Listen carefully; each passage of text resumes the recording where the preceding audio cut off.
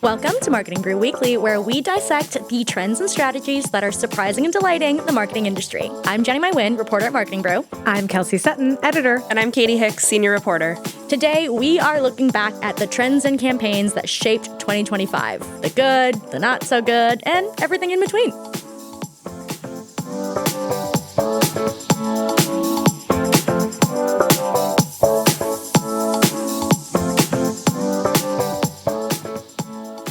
You guys, 2025 really was the year of campaigns and trends and things to remember. I mean, we had, how could we not say, Sydney Sweeney and American Eagle. We had the Coldplay CEO drama. We had Cracker Barrel's rebrand, brain rot on social media, Labubu's everywhere, which we talked about at length. It really had something for everyone, don't you think? This year had it all. Mm-hmm. It really did. It had AI. TikTok was banned for approximately one day. How could we forget? Yeah, really and dramatic. We had so much fun kind of reviewing all of the big trends from 2025. I always have so much recency bias. I'm remembering what I saw like last week, and going back through the whole year was a lot of fun. And we have awards. Mm-hmm. So we're going to award some of our favorite and not so favorite moments in marketing from the year. But before we get into it, I have to ask you both, if you guys could automate one thing out of your life, what would it be? I'm going to say watering my Christmas tree. Such a good answer. Otherwise, you're fighting through those branches. Yes. You're knocking ornaments off. Very festive. Mm-hmm. Mm-hmm. But an even better answer for marketers is automating busy work away with ActiveCampaign. Their autonomous marketing platform helps cut out the tedious parts for you, like building your email and SMS campaigns, optimizing them based out of billions of data points, and then summing up the results with clear next steps, not endless reports. That way, you can spend more time on strategy and less time on marketing admin. ActiveCampaign's specialized AI agents can extend your team and handle the operational work, so you can get your message out there in minutes, not weeks. Plus, you can align your message across every channel instead of losing things through the endless game of office telephone. Take all that work off your back when you go to activecampaign.com. That's activecampaign.com. All right, now for the moment you've all been waiting for. Let's dive in. Let's award some of the best campaigns and trends that we have seen this year. Let's start with best social trend or campaign. Drum roll, please. Drum roll. We really need a sound effect here.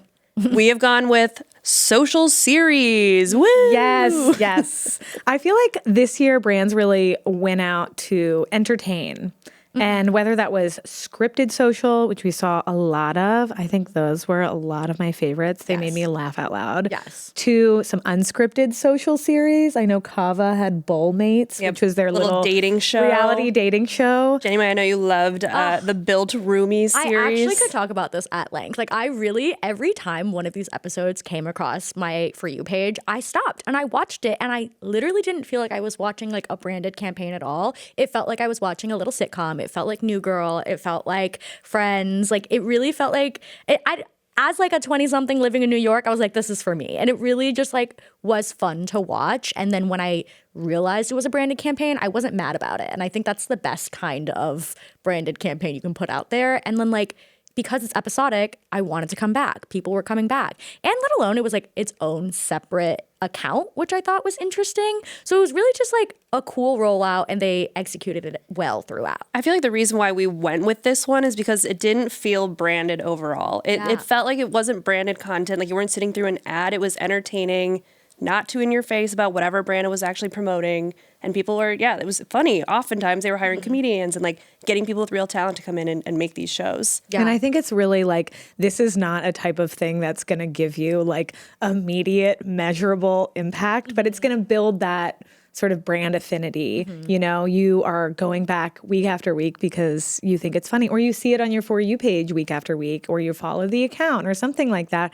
And then those little brand messages kind of come through. But again, they don't feel icky, right? And I feel like every marketer is always talking about like breaking through the noise, especially on social media. And I really do think that like episodic content like this really kind of does like, it both breaks through the noise and it makes sense on the platform, right? Like people like a part 1, part 2, part 3 on social platforms. So it's like feeding that desire on the platform while also doing something you might not expect from a brand, because I feel like for a while brands were taking the like relatable front of camera approach. Like we're just going to like put a spokesperson up and like try to fit in with like all the regular people on social media. And now it's kind of like, oh, we are taking the effort and the money to like produce something that looks really good and is actually good and is funny. And it's like kind of like, okay, that was a good use of brand dollars. And I like actually am enjoying watching you do this and put it together. And it's responding well to the moment too, because we're in the era now where people are watching movies in like 46 parts on TikTok. Like people are watching vertical video in a way that like they didn't in the past. And I think brands struggled in the past to make episodic content on like YouTube and you know even on TV shows. But now with social media, this is a lot more digestible. People are looking for this kind of content, and it's working. Yeah. And I wonder if we'll see more of it in 2026. Well, they're a little peek ahead. I was talking to Maybelline recently about micro dramas, which is a different type of episodic content that they just did. So I'm curious to see if that'll take off in the next year, but we'll keep an eye on it. Yeah, we definitely will. Yeah. So our second award is for the best collab of 2025. And we reviewed so many collabs. There were hundreds, if not thousands of collabs. Honestly, hundreds just with Wicked alone. But we picked a sort of category. We picked unexpected food collabs. This is not a new trend, but it really changed the game in 2025. We saw some fun ones this year. There were some really fun ones. Yeah. Yes, yeah. It's such a tried and true tactic, but which ones did you guys like the most from 2025? I wrote a story about the like phone keys wallet trend, and I think the one that stood out to me was Glossier partnering with Magnolia Bakery and making a little keychain. So you'd replace the cap on your lip gloss with a little keychain cap, and then it would connect to your keys, and you could bring it with you. And I feel like similar to like why Rode Beauty has been really successful with like their phone case. This was like another way of making things convenient while promoting your product, and yeah, just part of a little collab. They had a little like Magnolia banana keychain to go with it. Well, I feel like the flavor, Yes, like was gonna banana say the same thing. pudding, Yeah. it makes sense. Food and lip products, I feel like, are a match made in heaven. Sometimes. Well, so another one that stood out to me is also another lip product. It was the Chipotle collab, which was Chipotle doing their own lip product. And that one, like Chipotle as a flavor doesn't exactly stand out to me. But the fact that like they had done it before, they brought it back, there was a huge demand for it, and like it was a little bit weird. I think the thing that made it really kind of stand out for me was that like mukbangers in particular were like flocking to it. And that's just kind of a nice like way to bring together like a type of content, and like people who are eating a lot obviously like Don't want their lipstick smudged. exactly like you're thinking about what your lips look like if you're on camera eating. So I think that was a smart way to like bring those together, even though I wouldn't think of like a Chipotle lip flavor as being a particularly delicious thing. To be clear, it was not flavored. I'll give them That's credit true. for that. Yeah. Thank God they didn't make it burrito flavored. Ew. Imagine licking your lips and being like, Okay, and I have to bring out one of the worst things I saw this year. Sorry in advance, but Panera and Holler and Glow made a lip balm that is mac and cheese flavored, and that immediately just I don't want kind of cheese turned in a lip product. turned my stomach. mac and cheese is never a good flavor for an unexpected product. It should be reserved for mac and cheese only, I think, Yeah. or maybe a cracker. But at that point, it's just a Cheez-It. I'm kind of like, don't put that. Don't do that. And that's like, I love mac and cheese. Don't get me wrong. Like I grew up on a Kraft mac and cheese snack all the time, but I just don't want it in not mac and cheese form. No. I also think Van Leeuwen did a sunscreen flavored ice cream Crazy. with Carnival Cruise Line, Which technically was coconut. Let's be clear. Okay, which it didn't I taste like sunscreen. love I think they were doing coconut. it for the little splash. love coconut flavor. Hate the idea of eating sunscreen. Again, I'm like, ooh. It's kind of funny because it kind of like shines a light on how much of like food perception is like what you think about it. Because it's like, yeah, coconut flavor, awesome. Sunscreen flavor, suddenly I'm not into it. Disgusting. I want to smell sunscreen. I don't want to eat it. Yeah. Ill-advised. So crazy. All right. Well, our next category is the best use of celebrity, whether that's in your campaign, on social media, whatnot. So we are giving this award to Gwyneth Paltrow for Astronomer as a fake spokesperson after, of course, the Coldplay CEO drama. Guys, what a time on the internet that was. That was fun. I mean, that was such a quick turn, like response video. I feel like they handled that very well in doing that kind of response. It kind of reminded me of when there was the Peloton ad. Do you remember Peloton put out an ad after there was the And Just Like That, which is a Sex and the City sequel, where Mr. Big dies falling off of Peloton. Peloton. So I think has a cardiac event and falls off of Peloton and dies. And Peloton put out an ad like very sort of quickly after that, kind of. And I feel like that quick I do response. believe they're the same agency. Same agency, right? Yep, both maximum effort. Yep. Yeah, totally. And I really think that is the speed is the name of the game here, you know? And I feel like taking something and like winking Gwyneth Paltrow very famously consciously uncoupled from Chris Martin, who's the lead man from Coldplay. So it just felt very culturally in the know, lots of like winks and fun and just being extremely at the front of that cultural moment and kind of reframing it to me, make it a little bit better. Yeah. As a press moment. Because it totally was like, people were like, LOL, this is such a funny thing that happened, but it was bad PR for the company to have your top exec seemingly allegedly cheating in public. So to take it and turn it on its head and like put yourself like in on the joke, it really kind of did its job. And it had a lot of fun elements. Like you said, like there were a lot of like, if you know, you know, like the Chris Martin, Gwyneth Paltrow past relationship element. And it hit the mark in a good way for hopefully everyone who saw it, I think. Yeah, we're just glad Gwyneth agreed to do it. I know. I was actually surprised by that. I was like, okay. I think that was a big part of it. It's like, how did we get Gwyneth Paltrow, an objectively A-list star, to just like hop on an internet moment, essentially? But kind of the power of celebrity agency at the end of the day, as Maximum Effort is Ryan Reynolds' agency. Absolutely. So we're going to move on to the next award, which is the most overlooked campaign. And this one, I'm going to say, is a little hard to measure because sometimes we're sort of like, did we miss it? Did everyone miss it? Right. Or was it overshadowed by another moment? And the one we decided to go with was Polaroid's anti-AI, pro-analog / real-life ads that ran over the summer. The campaign was called The Camera for an Analog Life. And I'm sure we looked at all these sort of out-of-home ads, but they're just so fun. AI can't generate sand between your toes, real stories, not stories and reels, or some of the text. But what do you guys think about this one?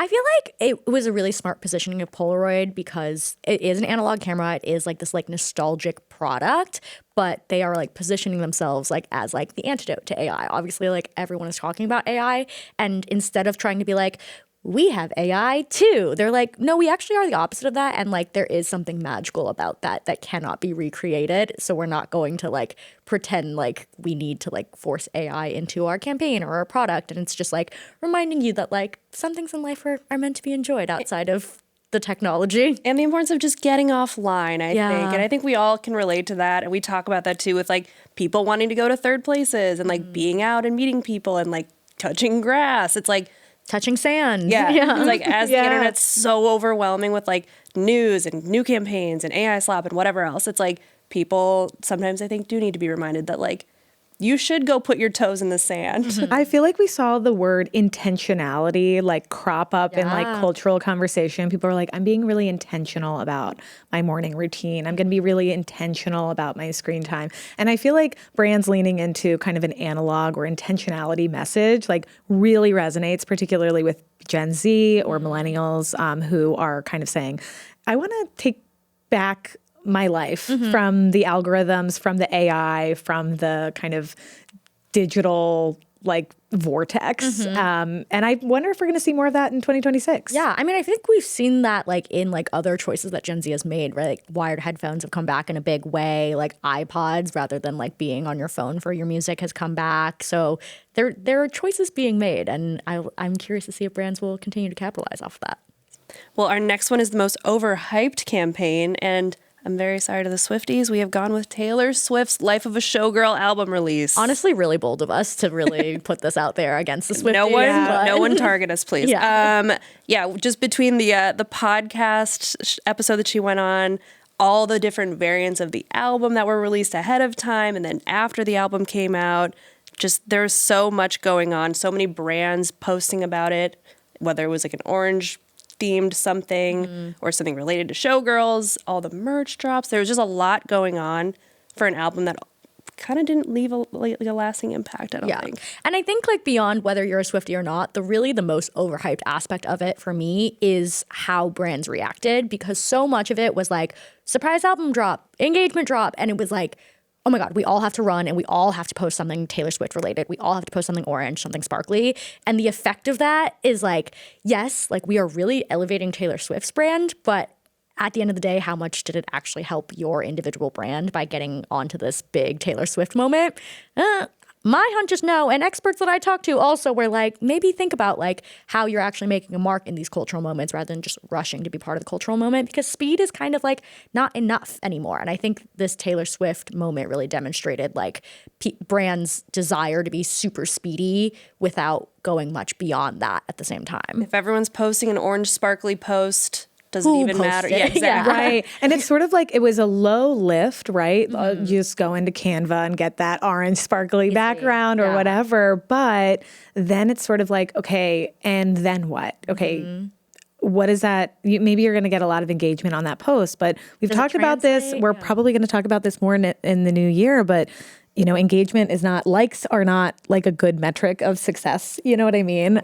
So that alone. And I think too, there's a knee-jerk reaction that some people have. They see so much of this and they're like, I don't like, it leaves a bad taste in your mouth when it's overdone. Yeah. I mean, like, especially if like you are not a brand that like maybe would have typically engaged with Taylor Swift stuff, or like your audience doesn't align with like Taylor Swift's typical audience. It's like, okay, it's really obvious then that you just did it because everyone's doing it and it feels like the cultural moment. And yes, every brand wants to be a part of culture, but like, is every piece of culture right for your brand? Sometimes it is worth taking like a beat and being like, is this the one for me? Is it really worth it? Is our brand canonically a Swiftie? Yes.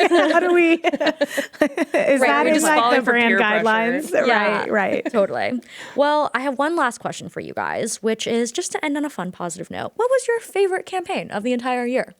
Oh, great question. I'm going to wade into the denim wars here and say Wow. Gap times Cat's Eye. I really liked their dancing music video. It's like one of many that they put out in the last couple of years, but just that's one that I've like gone back to and rewatched. I'm not alone. They have like so many millions of views on their videos. And it's just a fun campaign. I am a sucker for good choreography. Yes. So I'm loving what Gap is doing. I mean, I feel like it ultimately was kind of like music video-esque too. So it's like it genuinely is a piece of entertainment that you can revisit. If you're a Cat's Eye fan, if you like the song, if you just like liked the choreo, it's fun to just actually watch it. So it does stand out in that way for sure. Yeah.